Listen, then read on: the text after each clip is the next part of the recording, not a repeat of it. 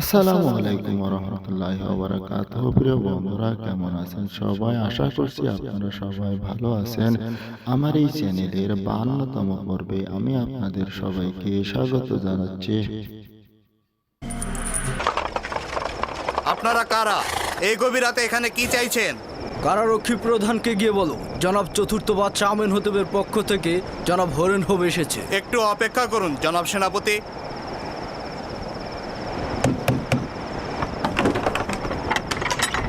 সেনাপতি হরেন হোব প্রবেশ করতে চাইছেন। রওনা হও।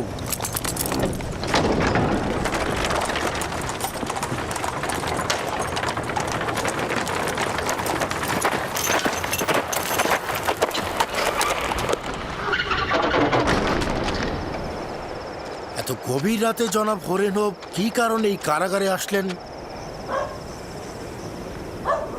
বাদশার ফরমান পালন করতে গেলে কোনো দিন রাত লাগে না।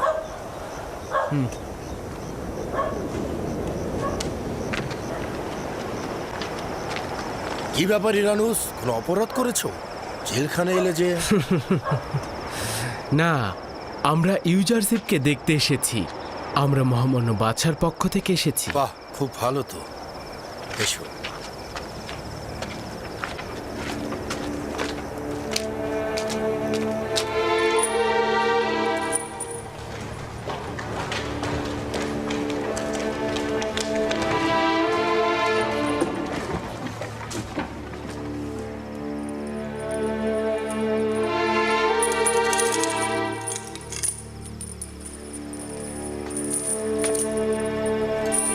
দরুদ খোদার নবী ইউজারশিপ।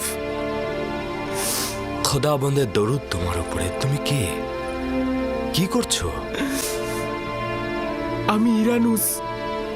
ইরানুস, কর্তব্য ভুলে যাওয়া ইরানুস, মহানুভবতে না চিনতে পারা ইরানুস। ইরানুস, বন্ধ করো, বন্ধ করো এসব কথা। আমাকে ক্ষমা করো, ক্ষমা করো আমাকে। তুমি আমার কাছে ছোট্ট একটা তাগাদ করেছিলে, কিন্তু আমি সেটা তুচ্ছ জ্ঞান করেছিলাম। লজ্জায় আমি তোমার সামনে আসার সাহস পাচ্ছিলাম না। তুমি নিজে থেকে কিছু করনি ইরানুস। তোমার লজ্জিত হবার কোনো কারণ নেই। আমার তাগাদ ভুলে যেতে তুমি বাধ্য হয়েছ। তোমার ভুলে যাওয়া ছিল এক ধরনের হেকমত। এখানে যেমন আমি ভালো বন্ধু পেয়েছি, তেমনি ইবাদত বন্দেগীর মাধ্যমে নিজেকে সংশোধন করার ফুরসত পেয়েছি।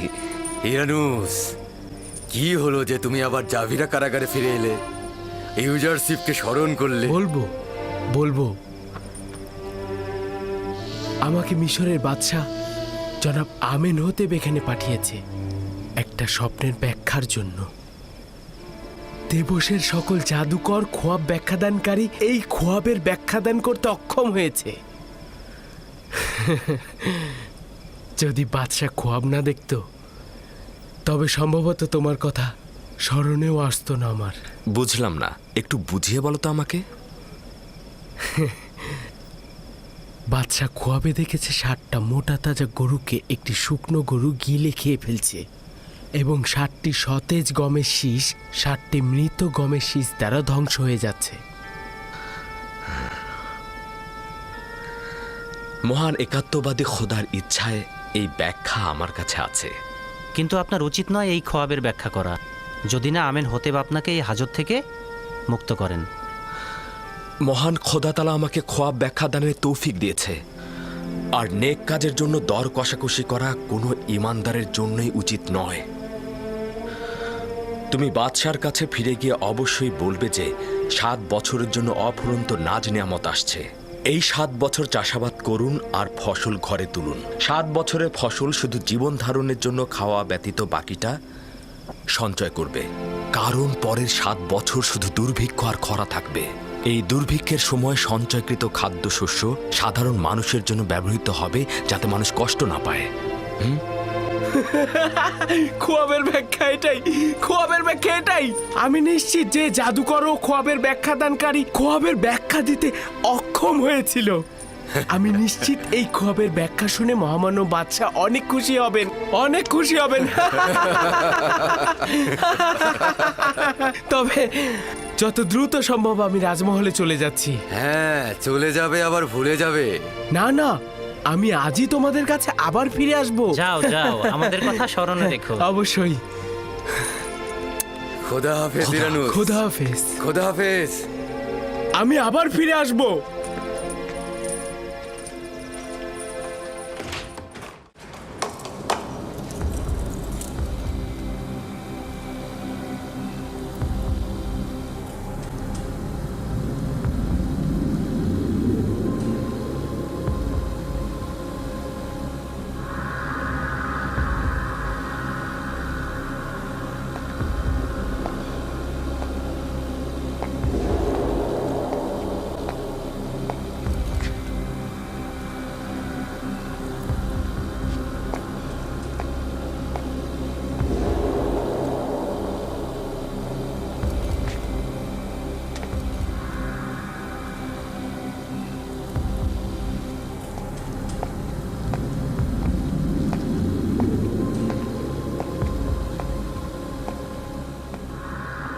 কি বলবে?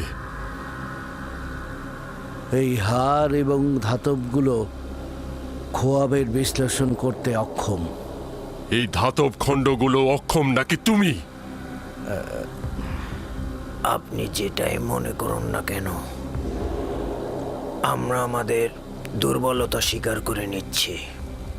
আমরা অনেক গবেষণা করে যেটা খুঁজে পেয়েছি তা হলো এই বছরটিকে গরুর জন্য অশুভ বলা যেতে পারে। আমারও তাই মনে হয়। চুপ করো তোমরা। এই কথা গিয়ে বাদশাকে বলবে। এই ব্যাখ্যা শুনলে বাদশা তোমাদের মাথা কেটে নেবে। আমি ওই কয়েদি জোয়ানকে চিনি। ভয় পাচ্ছি ও না খোয়াবের সঠিক ব্যাখ্যা প্রদান করে। তোমরা কি শোনোনি ও ইরানুসের খোয়াবের ব্যাখ্যা প্রদান করেছিল? এটাও যদি করে ফেলে তাহলে তোমাদের কি হবে? জনাবে মালিক, খোয়াবের বিশ্লেষণ তো অনেকেই করে থাকে, কখনো কখনো মিলেও যায়। এটা নিয়ে এত চিন্তার কি আছে? নির্বোধ গাধা! আমুনের এবাদত খানার খাদেমগণ একজন গোলামের কাছে পরাজয় বরণ করবে, এটা কোনো সমস্যা নয়। হ্যাঁ, তাই তো সমস্যাই তো।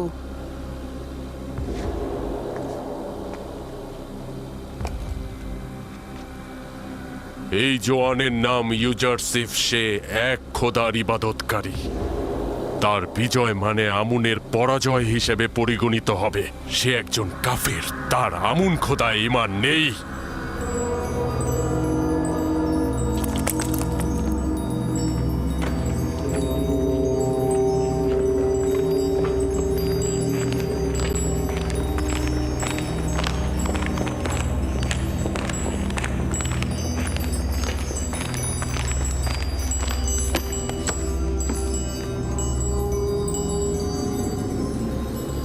ইরানুস, আমার খবরের ব্যাখ্যা এনেছিস নাকি?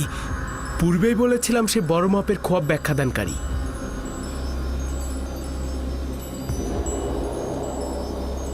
সে কি বলেছে?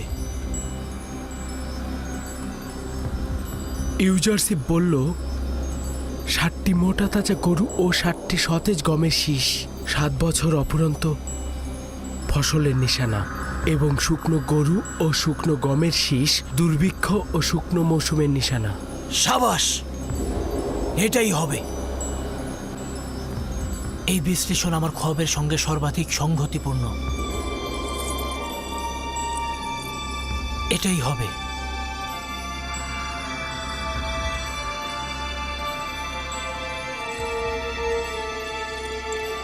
এই ইব্রানি গোলাম যা কিছু বলে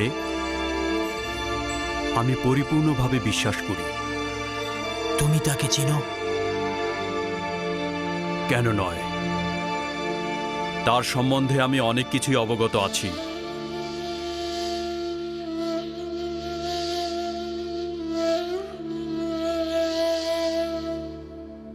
ইরানুস,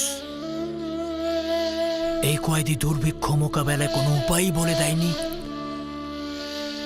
কেন নয় আলী জনাব, সে বলল 7 বছর অফুরন্ত চাষাবাদ করতে হবে, এর মধ্যে থেকে সঞ্চয় করতে হবে, এরপর দুর্ভিক্ষ ও শুষ্ক মৌসুমের সময় এই সঞ্চয় থেকে ব্যবহার করতে হবে। এটি পরিপূর্ণ সমাধানের পথ।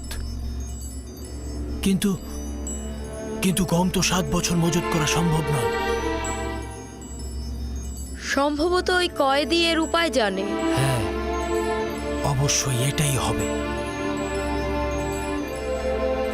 এই এব্রানি গোলামটাকে আমি দেখতে চাচ্ছি, তাকে আমার কাছে নিয়ে এসো।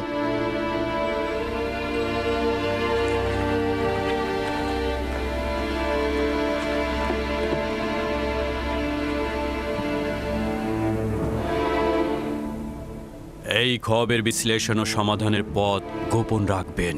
দেখতে চাই এবাদতখানার খাদেমগণ কিভাবে তার ব্যাখ্যা প্রদান করেন। নিঃসন্দেহে এই হেকমতপূর্ণ ব্যাখ্যা অজ্ঞামোহর ও ইবাদতখানার খাদেমদের মরণ তীর হিসেবে আঘাত করবে বলে আমার বিশ্বাস। আমি নিশ্চিত যে তারা বাদশার খোয়াবের ব্যাখ্যা দিতে অক্ষম হবে। অজ্ঞামোহর পরাজিত হবার চেহারাটা দেখার মতোই হবে।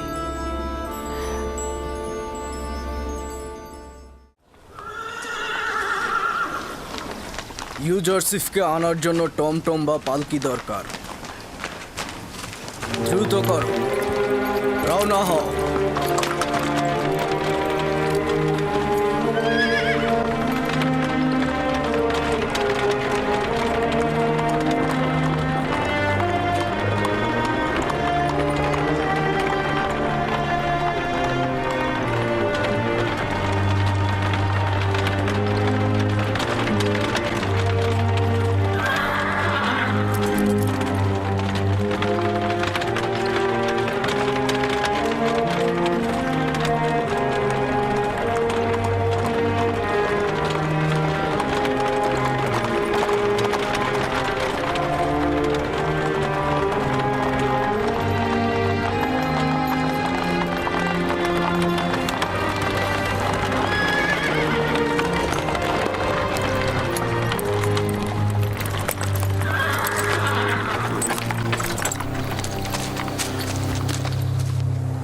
তরুদ জনাব, ব্যাপার কি জনাব হরেন হোপ পুনরায় জাভিরা কারাগারে আগমন করলেন?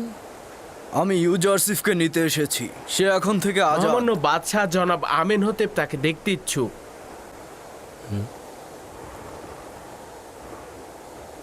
তার মানে ইউজারশিপকে এখন থেকে আর দেখতে পাবো না? আপনি কি ইউজারশিপকে কিয়ামত পর্যন্ত কারাগারেই দেখতে চান? না না, আমি ইউজারশিপকে আজাদ দেখতে চাই, কিন্তু তার বিচ্ছেদ আমার জন্য সহজ নয়। আমার তো মনে হয় কোনো কয়েদিরই ইউজারশিপের বিচ্ছেদ সহ্য করার ক্ষমতা নেই। কারারক্ষী ও কারাবন্দী সকলেই ইউজারশিপের কারণে জাভিরাকে সহ্য করে যাচ্ছে। যাই হোক, জনাব হরেনহোপকে কিদামুনের কাছে নিয়ে যাও। চলো দেখি কে ইউজারসিফ।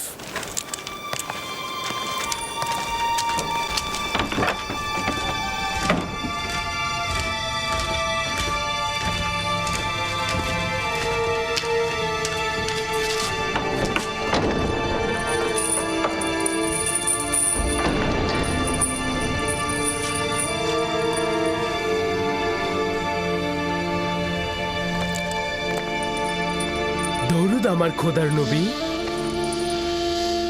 খোদাবন্দের দরুদ তোমার উপরে। দরুদ জনাব হরেন হোপ। কি হয়েছে ইরানুস? আমরা এসেছি আপনাকে বাদশাহ আমেনহোতেপের কাছে নিয়ে যেতে। রাজমহলের নিরাপত্তা প্রধান জনাব হরেন হোপ আপনার সর্বদা সঙ্গী হতে এসেছে।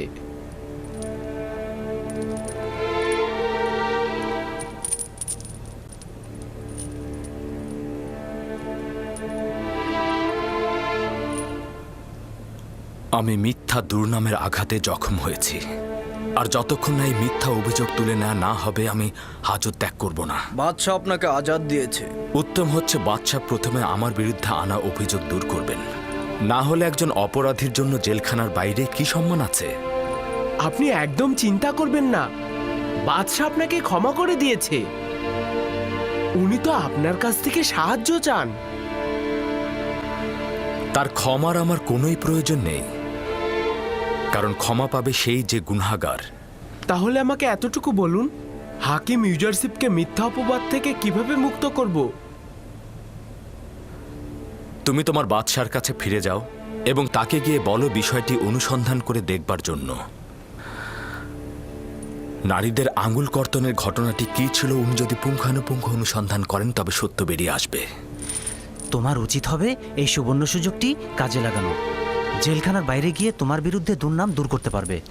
এটাই সুযোগ নিজেকে আজাদ করবার। বাদশাহ আমেনহোতেব তোমার পক্ষে রয়েছেন, এটাই কি যথেষ্ট নয়? বাদশাহ আমেনহোতেব কেন একজন অপরাধীর জন্য পক্ষ অবলম্বন করবেন? আর একজন অপরাধীকে তার দরবারের উচ্চ মাকামে বসানো কি উচিত হবে? তাহলে ইরানুসকে বলুন জুলেখা এবং পুতিফারের সকল ঘটনা বাদশার কাছে ফাঁস করে দিক। জুলেখার উচিত অবশ্যই জরিমানা দেওয়া। আমি তো এখানে কারো নামই উচ্চারণ করছি না। তারা আমাকে বছরের পর বছর মহব্বত করেছেন, নাজ নিয়ামতে লালন পালন করেছেন। আমি তাদের কাছে কৃতজ্ঞ। বছরের পর বছর তোমাকে হাজতে ভরে রেখেছে তারা। আশা করি তোমার অতীতের মহানুভবতা ও গুরুত্ব তারা উপলব্ধি করবে। নারীদের এই আঙ্গুল কর্তনের ঘটনাটা কি ছিল? কোন নারীগণ? আপনি শুধু মহামান্য বাদশাকে বলবেন নারীদের আঙ্গুল কর্তনের ঘটনাটি কি ছিল। উনি যদি অনুসন্ধান করেন তাহলে অবশ্যই সত্য বেরিয়ে আসবে। মিশরের রাজমহলের অধিবাসী এবং লোকজনের এখনো সেই ঘটনাটা মনে আছে। খুবই ভালো। আমরা আবারও খালি হাতে ফিরে যাচ্ছি। দরুদ তোমার উপরে ইউজারশিপ। সবাই ভালো থেকো।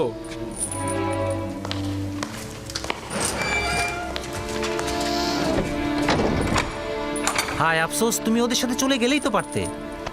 আমেনহোতেবের কাছে সব খুলে বলতে আর জুলেখার উপর প্রতিশোধ নিতে।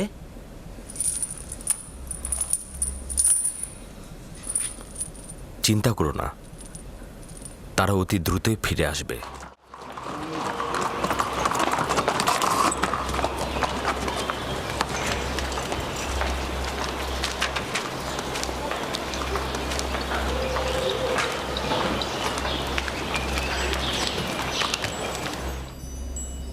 এরকম তো আগে শুনিনি আমি। একজন অপরাধীকে আজাদ করার ইচ্ছে পোষণ করছে আর সেই অপরাধী জেলখানা থেকে আজাদ হওয়ার শর্ত ঠুকে দিচ্ছে। জি, এমনই আলী জনাব। তিনি মহামান্য বাদশার কাছে তাগাদ করেছেন নারীদের আঙ্গুল কর্তনের ঘটনাটা কি সেটা যাচাই করে দেখতে।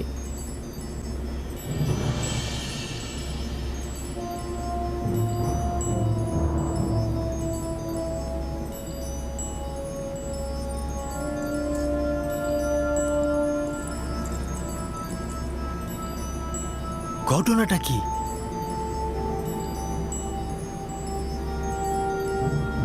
কে এই নারী? কেউ কিছু জানে এই ব্যাপারে? জি জাহাপনা, আমি জানি বিষয়টা। যদি অনুমতি দান করেন ওই নারীদের এখানে হাজির করতে পারি। একটু জলদি করো, জানতে চাই বিষয়টা কি। আচ্ছা ঠিক আছে।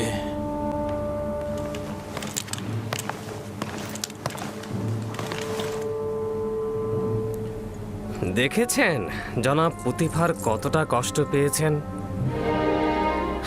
আমি বুঝতে পেরেছি এটাই এই জোয়ানের বন্দী হবার কারণ। বেশ কয়েক বছর আগের ঘটনা এটা। পুতিফারের স্ত্রী জুলেখা তার গোলাম ইউজারশিফের দিকে নজর দিয়েছিল। সেই জনম দুঃখেরই মা আজকে আমাদের মাঝে অনেকের নাই।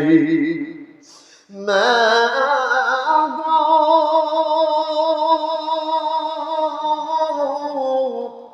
মা গো, ও মা, তুমি শুনেছো কি জানি না, বুঝিতে পারি না, বুক ফেটে ভেঙে যায় মা। কাদায়া রেখে গেলে মা, কাদায়া রেখে গেলে চোখের পানিটুকু মুছে গেলে না আল্লাহ।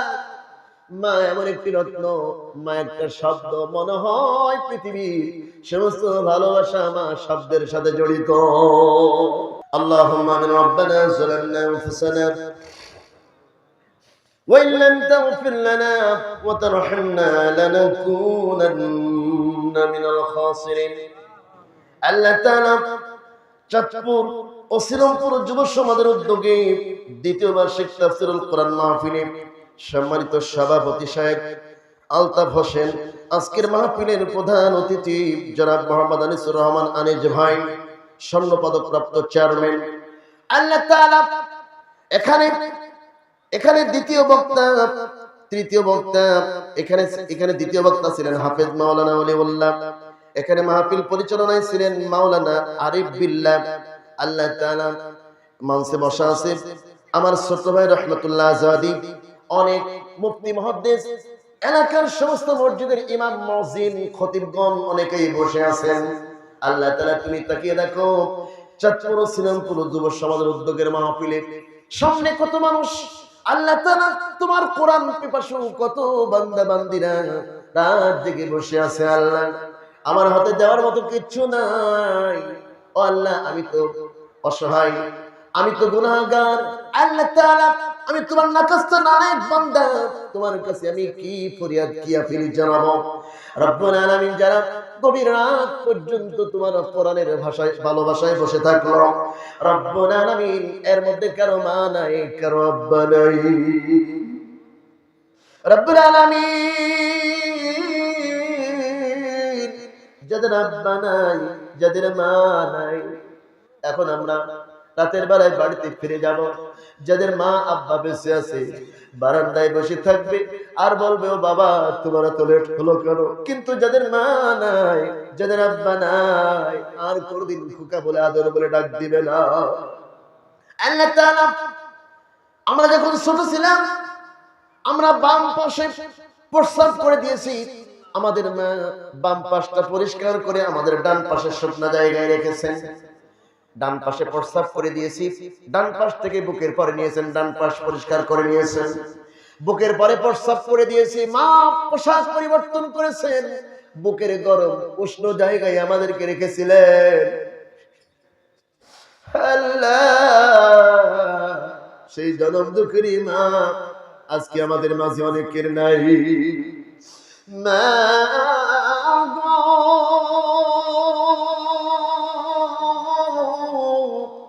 মা গো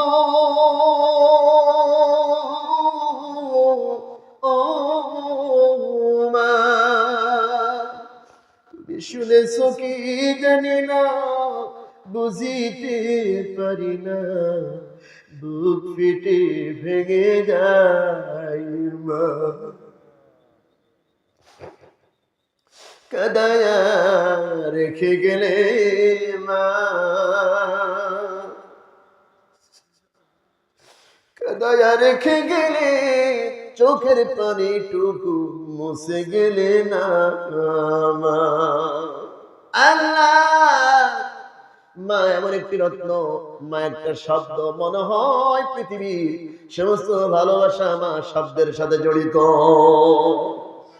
আল্লাহ তাআলা যেই মা আমাদের সামান্য কষ্ট বরদাস্ত করতেন না, আমরা পড়ে গেলে মনে হয় আমাদের আগে আমাদের মা ব্যথা পেত।